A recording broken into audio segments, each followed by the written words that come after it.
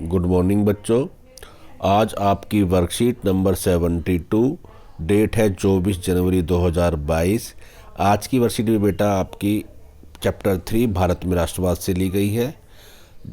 आज की वर्कशीट में बेटा हम रोल्ट एक्ट के बारे में जानेंगे और जलियांवाला बाग हत्याकांड के बारे में पढ़ेंगे। तो आइए शुरू करते हैं आज की वर्कशीट। तो बेटा पिछली वर्कशीट में बेटा जो 71 थी, आपने महात्मा गांधी के द्वारा चलाए गए प्रारंभिक 3 आंदोलन के बारे में पढ़ा था। ये आंदोलन काफ़ी सफल रहे और अंग्रेजी सरकार को मांगों को मानना पड़ा था। इस कामयाबी से उत्साहित गांधी जी ने 1919 में जो रोल्ट एक्ट 1919 के खिलाफ एक राष्ट्रव्यापी सत्याग्रह आंदोलन चलाने का फैसला लिया। अब सबसे पहले बेटा बात करते हैं ये रोल्ट एक्ट क्या है। रोल्ट एक्ट क्या था, तो सबसे पहले इसकी बात करें तो रोल्ट एक्ट में बेटा भारतीय सदस्यों के विरोध के बावजूद, इसमें जिस एक्ट का जो भारत के सदस्य थे उन्होंने उसका काफ़ी विरोध किया, इसके बावजूद जो इम्पीरियल लेजिस्लेटिव काउंसिल थी उसने इसको बहुत जल्दबाजी में पारित कर दिया।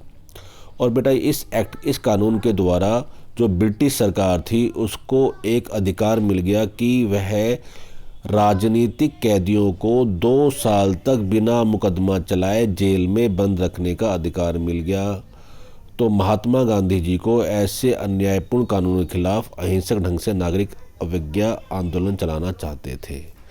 तो इससे क्या हुआ, ब्रिटिश सरकार राजनीतिक गतिविधियों को कुचलने के लिए उन्होंने इस कानून को पास कराया, जिससे कि वह जो इस क्या नाम है राजनीति में संलग्न व्यक्ति हैं उनको वह 2 साल तक बिना मुकदमा चलाए बिना पूछे जेल में डाल सकती थी।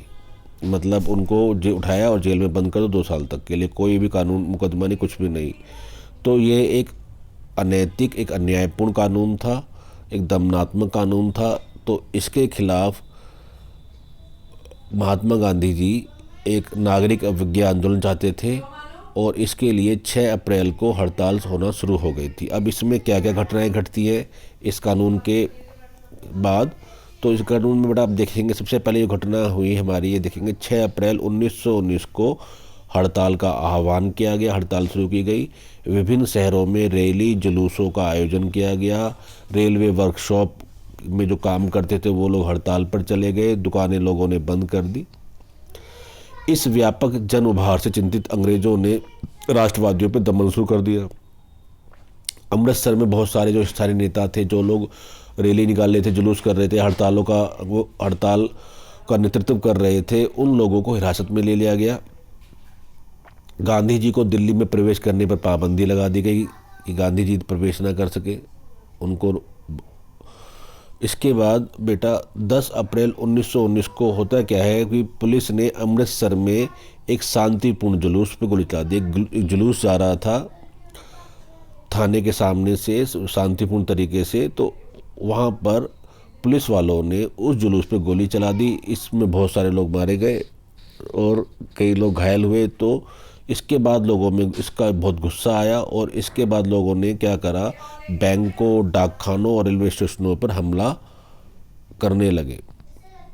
तो इससे वहाँ अमृतसर में मार्शल लॉ लागू कर दिया गया और वहाँ पर जनरल डायर ने कमान संभाल ली शांति के लिए। तो हुआ क्या, उसी वक्त 13 अप्रैल 1919 को एक जलियांवाला बाग हत्याकांड हुआ। उस दिन अमृतसर में बहुत सारे गांव वाले लोग सालाना बैसाखी मेले में शिरकत करने के लिए जलियांवाला बाग मैदान में जमा हुए।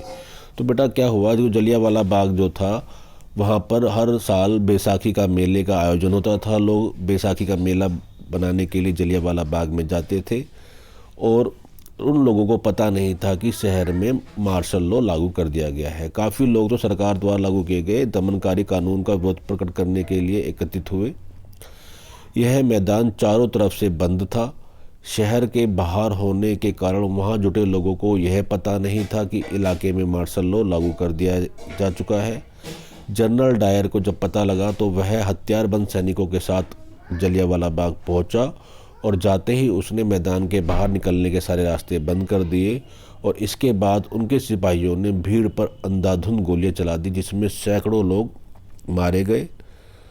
और आप अमृतसर में जाकर देख सकते हैं, जलियांवाला बाग के निशान आज भी वहाँ जिंदा है। तो बेटा ये थी आज आपकी वर्कशीट। इस वर्कशीट में बेटा आपको 2 क्वेश्चन दिए गए हैं। पहला क्वेश्चन है रोल्ट एक्ट क्या था, इसकी विरोध क्यों कर रहे थे, और उससे जुड़ी घटनाओं के बारे में बताइए। रोल्ट एक्ट की जो घटनाएं थी उसके बारे में बताना है। तो सबसे पहला क्वेश्चन है बेटा हमारा कि रोल्ट एक्ट क्या था। ये मैंने बता दिया कि रोल्ट एक्ट 1919 में लागू किया गया ब्रिटिश सरकार के द्वारा। इसमें ब्रिटिश सरकार को राजनीतिक गतिविधियों को दबाने के लिए अपार शक्ति प्रदान कर दी गई। इस कानून के जरिए सरकार राजनीतिक कैदियों को 2 साल तक बिना मुकदमा चलाए जेल में बंद रखने का अधिकार मिल गया। भारतीय लोग इसका विरोध कर रहे थे क्योंकि रोल्ट एक्ट एक अन्यायपूर्ण था। भारतीय सदस्यों के भारी विरोध के बावजूद इस कानून को इंपीरियल लेजिस्लेटिव काउंसिल ने बहुत जल्दबाजी में पारित कर दिया। इस कानून के जरिए राजनीतिक गतिविधियों को कुचलने के लिए राजनीतिक कैदियों को 2 साल तक बिना मुकदमा चलाए जेल में बंद रखने का अधिकार मिल गया, जो कि वास्तव में अलोकतांत्रिक और दमनात्मक कानून था। इसके बाद बेटा आपका आता है इससे जुड़ी घटनाएं। तो इससे जुड़ी घटनाएं बेटा आपका पहला तो 6 अप्रैल को इसके विरोध में रैली हड़ताल का आयोजन किया गया। विभिन्न शहरों में रैली जुलूसों का आयोजन किया गया। रेलवे वर्कशॉप बंद कर दी गई, लोग हड़ताल पर चले गए, दुकानें बंद हो गई।